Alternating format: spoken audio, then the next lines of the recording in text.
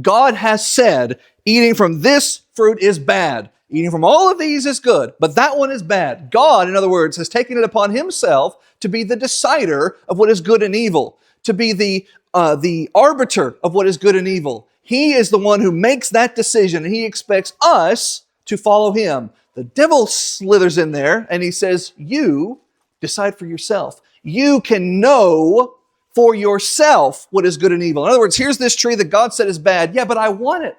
So I'll say that it's good, even though God has said it's bad. I'll put my ideas on the same level as God. I'll make myself as God, and I will decide I will take this thing that he says is bad. I will call it good, and so I will take it. I will be in control.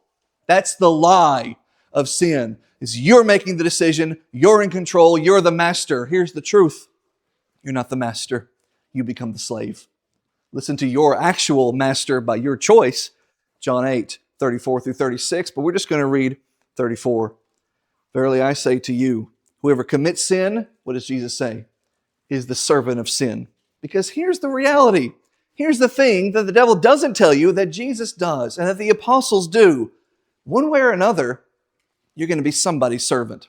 One way or another, you are going to be a servant, whether that is of sin unto death or of obedience unto righteousness.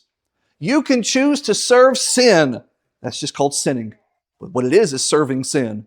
And it will lead you to condemnation. Or you can choose to serve righteousness, godliness, living how God wants you to live, and that will lead to blessings forevermore.